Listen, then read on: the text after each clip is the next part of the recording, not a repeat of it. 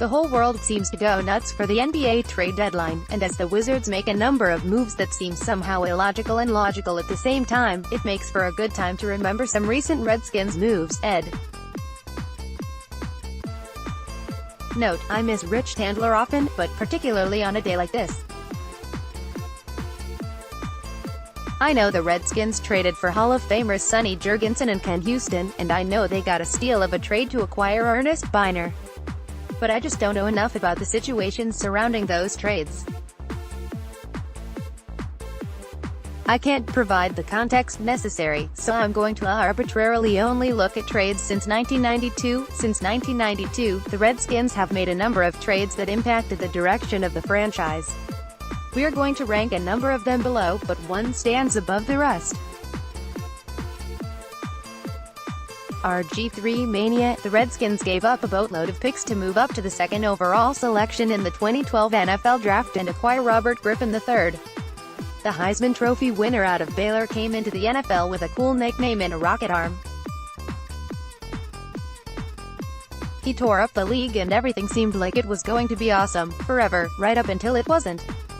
Griffin got hurt, his relationship with the coaching staff went sour, and the picks used to get RG3, along with a $36 million salary cap penalty levied by the NFL, proved to be a downfall for the team. Offense for defense, arguably the biggest player-for-player trade ever. In 2004, the Redskins sent cornerback Champ Bailey and a second-round pick to the Denver Broncos for running back Clinton Portis. At that point, Bailey and Portis were probably the best in the NFL at their respective position, and both played great for their teams for a number of years. In hindsight, the second-round pick probably tilts this trade in Denver's favor, but Portis delivered some incredible seasons for the Redskins with Joe Gibbs on the sideline. Bailey did just get elected to the Pro Football Hall of Fame though, solving the Kirk crisis. Recency bias will make some think this should be higher, and the Redskins certainly stole the show a year ago leading up to Super Bowl 52 when the Burgundy and Gold traded a third-round pick and cornerback Kendall Fuller to the Kansas City Chiefs for quarterback Alex Smith. A quality veteran coming off his career-best season, Smith seemed to solve the perpetual riddle Washington stumbled into with previous QB Kirk Cousins. Having Smith allowed Cousins to walk in free agency, and it meant the Redskins stabilized the most important position on the field. And it was working too. With Smith at the helm, the Redskins reached a 6-3 record and looked to be in the driver's seat for an NFC East title. Until he got seriously hurt in Week 10, and now with his football future in serious jeopardy, his 2018 contract extension looks like an anchor for Washington's future salary cap. Mike Ditka and Wild Things in New Orleans. In 1999, Mike Ditka told anybody would listen he just had to draft running back Ricky Williams out of the University of Texas. To do so, Ditka said he would trade his entire draft, and the Redskins obliged his largesse. The Skins got the Saints' entire 1999 draft, all of it, so New Orleans could move up from the 12th pick to the 5th pick and take Williams. The Skins made moves of their own with all the new draft picks, moving up to the 3rd overall pick to draft Champ Bailey. The biggest piece that came from the trade was New Orleans' first-round pick in 2000, which the Redskins used to take Penn State LB LeVar Arrington. This was a wild scenario, and a lot happened, but in the end, the on-field production never matched the trade fireworks. Go big house or go home. In 1992, the Redskins really wanted Desmond Howard, a Heisman Trophy-winning receiver out of Michigan. At that point in time, the Skins were defending Super Bowl champions and the best-run franchise in the NFL. So when Washington gave up 2 first-round picks and a third-rounder to move up from the 6th spot to the 4th spot to take Howard, it seemed like he would be the next bright star in the Redskins solar system. It didn't work that way. Howard had just 3 catches as a rookie and never had a 1,000-yard season as a receiver. NFL rules at the time did not protect wideouts and allowed defensive backs to play a very physical brand of football, and at just 5'10" and 185 pounds, Howard struggled to get off the line of scrimmage. He did remain a dangerous punt and kick returner, and won MVP honors in Super Bowl 31 for an outstanding performance that included a 99-yard kickoff return for a touchdown. There are other trades. The team traded down one spot to take Josh Doctson in 2016, and the results are not emphatic. Team also traded back with the Cowboys in the second round of the 2015 draft, which allowed Dallas to take DeMarcus Lawrence, and the Skins landed Trent Murphy. Dallas won that one. Another Ed. Note, if I missed any important trades, drop them in the comments. Also, this list started in 1992 because that's the first Skins trade I remember. Will never forget where I was when I saw the Desmond Howard trade news break. I was in Wilkesboro and I was a little kid, and I was convinced it was the greatest trade I ever heard of. The Redskins are one step closer to having an additional quarterback target on the board when they make their first-round selection in this year's NFL Draft. As many anticipated once he declared for the draft, Kyler Murray will be attending the NFL Scouting Combine later this month. Oklahoma QB Kyler Murray has decided to attend the NFL Combine. Adam Schefter, February 7, 2019. Murray has famously gone back and forth on his ultimate decision on his athletic future. The QB was drafted by the Oakland Athletics in the first round of the MLB draft last summer, with the intention of playing one season of college football for Oklahoma.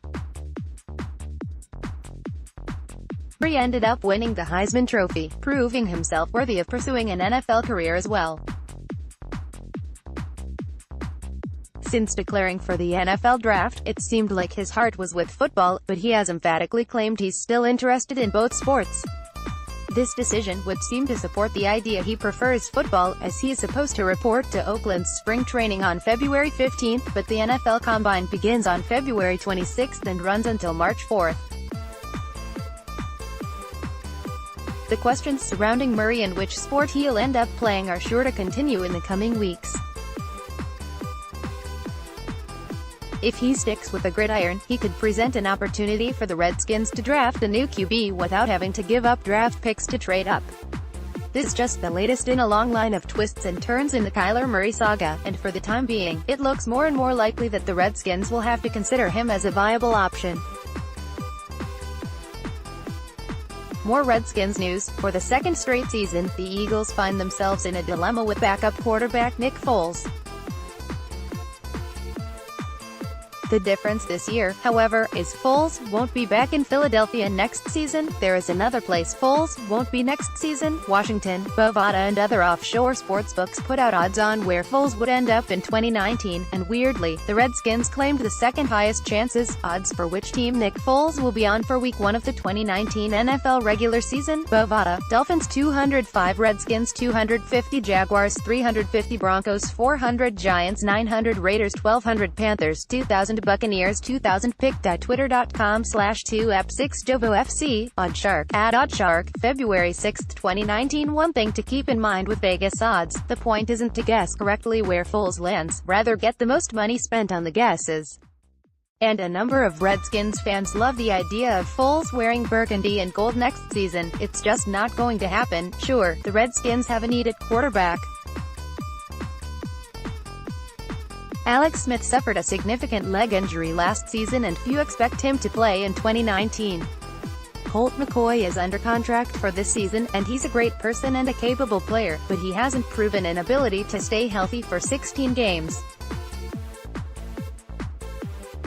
And, yeah, Washington needs a quarterback, and Foles is probably the best veteran passer available. How many former Super Bowl MVP QBs become available? It just doesn't happen, but the Eagles are committed to Carson Wentz as their quarterback of the future. Still, there are a few reasons why Foles to the Redskins is not happening. Let's make them crystal clear. CREAM: Foles is due $20 million this season, and if he actually hits free agency, he could command more than that on the open market. The Redskins already have $24 million on the books at the QB position between Smith and McCoy. Washington cannot afford to add another QB with a salary of $10 million, let alone $20 million.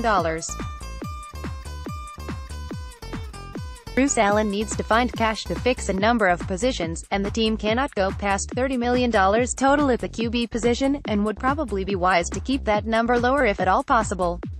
The Skins cannot afford Foles, it takes two. The Eagles are doing everything possible to retain control of Foles and then trade him. It might not happen, as it requires using a franchise tag on Foles with no intention of actually working towards a long-term deal, but Philly will try. If the Eagles are able to trade Foles, they're not going to trade him in the division to Washington. This is not an aging Donovan McNabb, 2020 vision. One reason the Redskins aren't pursuing the nuclear option with Alex Smith, cutting him this offseason and taking a massive $40 million cap hit, is because some corners of Redskins Park wonder if he can play again in 2020. That question will become more clear over the coming weeks and months, and should have some level of clarity by the NFL draft in late April. At that point, the Skins can and should look to draft a quarterback. A draft pick would be affordable due to the NFL rookie wage scale, and if it's a late-round pick, that player might not be ready to start by 2020 anyway. Foles and Smith can't cohabit the Redskins roster in 2020, but Smith and a second-year rookie might be able to. Redskins fans should absolutely expect a new quarterback to join the Redskins between now and the start of OTAs. It just won't be Nick Foles. More Redskins news.